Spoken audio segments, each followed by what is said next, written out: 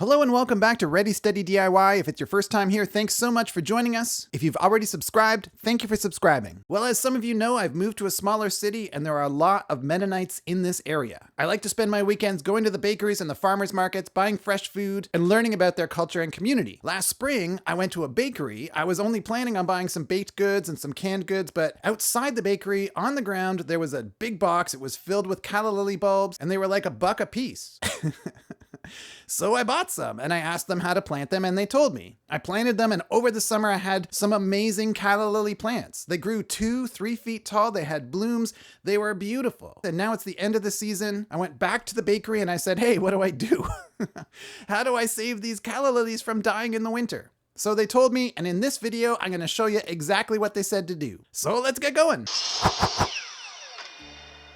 So as you can see, it's the end of the season. The calla lilies are sort of all drooped over. They're basically telling me they're ready for a rest. And if you're not a gardener, you might not know you can do this, but you can just cut off the leaves, trim off the roots, dry them out, and bring them in for the winter. Stick them in a box, let them get a little bit of air, but no light, and then bring them out in the spring and replant them. I did not know that. It kind of blew my mind when I found that out. I don't know what that says about me.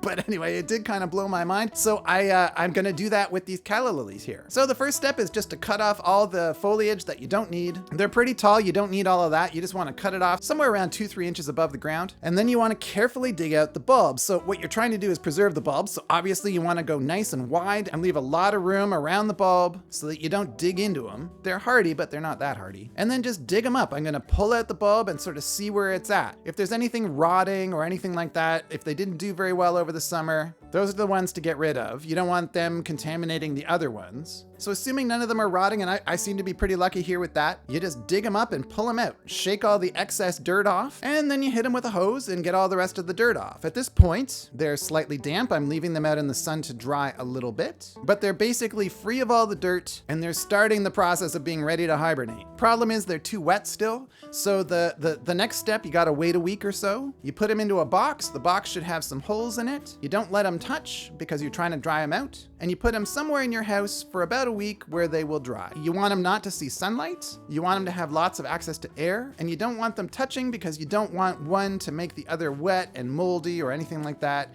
You're just trying to get them nice and dry, as I say, for about a week. So these bulbs I've been drying for about a week and they're ready for the next step, which is pretty simple. Basically, you're just ripping off all the roots, cleaning them up for one final clean, and then you're putting them back in the box. Before I do that this time, I'm going to shred up some old paper bags from the supermarket and just create sort of a little nest for each one. The goal with this is just to keep them from touching, because if I did blow it and one did have a little bit of mold growing on it and it starts to grow over the winter in the box, if it's touching the others, it can spread to the others, so just separating them somehow is a pretty good idea. Also, the shredded paper lets air circulate in the box and sort of keeps mold from forming. So I shred up the old paper bags. Basically, it's just grab your Olfa knife and a straight edge and shred away. It's pretty quick, pretty easy, and a good way to reuse those supermarket paper bags. Sort of making a small nest hole for each bulb. Place the bulbs in the box, close it up, and that's it.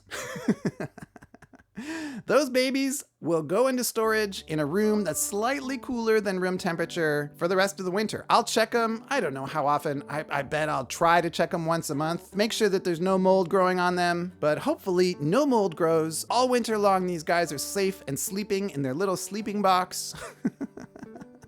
And next spring, I can pull them out and plant them again. Calla lilies are pretty amazing. They go and they go and they go. People hand down their calla lily bulbs to their kids.